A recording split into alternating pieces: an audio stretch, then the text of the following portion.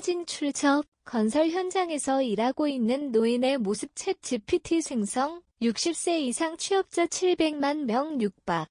노동시장 지형이 바뀐다. 대한민국 고령층이 일할 수 있다면 계속 일하겠다는 의지와 함께 노동시장 중심으로 복귀하고 있다. 통계청 국가통계포털 코식에 따르면 2025년 4월 기준 60세 이상 취업자 수는 690만 6천 명에 달했다. 이는 1년 전보다 34만 명, 5.1% 증가한 수치로 해당 통계가 집계되기 시작한 1982년 이래 최고치를 기록했다.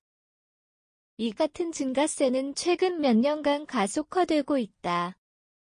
2021년 1월 448만 8천 명이었던 고령 취업자 수는 2022년 5월 600만 명을 넘겼으며 불과 3년 만에 700만 돌파를 눈앞에 두고 있다.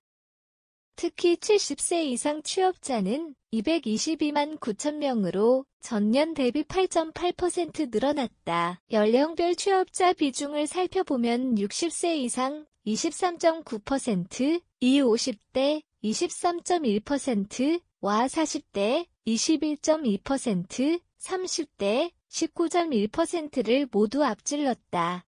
고령 인구가 전체 노동시장에서 가장 큰 비중을 차지하는 시대가 도래한 것이다. 73세까지 일하고 싶다. 마침표 달라진 희망. 단순히 숫자만 늘어난 것이 아니다.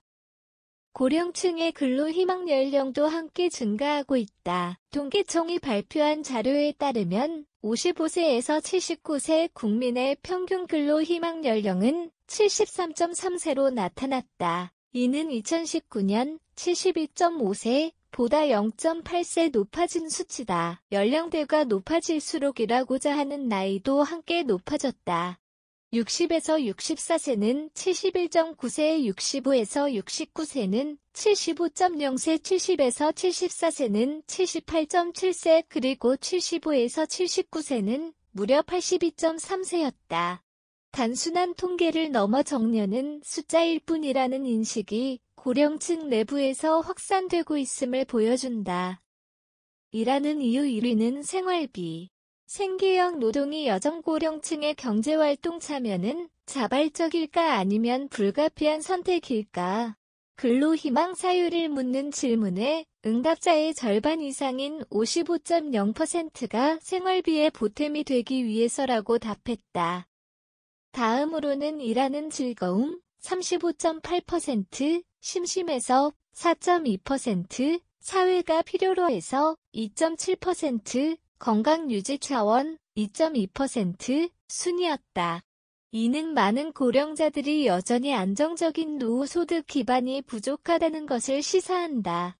근로 희망이 단지 활동적 삶을 위한 선택이 아니라 생계를 유지하기 위한 필수인 경우가 많다는 점에서 정책적 고민이 필요하다. 희망 월소득 역시 현실적이다. 가장 많은 응답자가 선호한 구간은 200만에서 250만 원 미만 19.4%이며 300만 원 이상을 원하는 비율도 19.3%로 높았다. 이는 단순한 알바 개념을 넘는 정규직 수준의 소득을 기대하는 고령층이 많다는 것을 보여준다. 고령자들의 노동 참여가 일시적 현상이 아닌 구조적 변화임을 전문가들도 지적하고 있다. 특히 국민연금 수급 연령이 점차 상향되는 상황에서 소득 공백을 최소화하기 위한 제도 개편이 필요하다는 목소리가 높아지고 있다. 사진 출처 챗 GPT 생성 전문가들은 정년 연장은 더 이상 선택의 문제가 아니라 필수 과제라며 2033년 전까지는 고령 친화적 노동시장 구조를 마련해야 한다고 강조했다. 단순히 정년을 늘리는 것만이 아니라 재고용 제도와 맞춤형 직무 재설계, 근무시간 조정 등 복합적인 접근이 필요하다는 분석이다.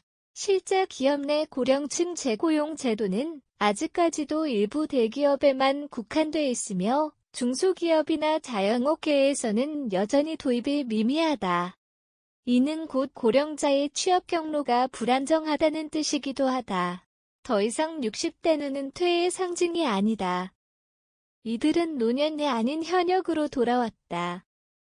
하지만 고령자의 일터 복귀가 사회적 기회가 되기 위해서는 정부와 기업 지역사회가 함께 고령 친화 일자리 생태계를 설계해야 한다. 일할 수 있는 노인을 위한 일자리 정책 복지 연계 노동 환경 개선이 뒷받침되어야 진정한 고령 사회의 준비가 완성될 수 있다.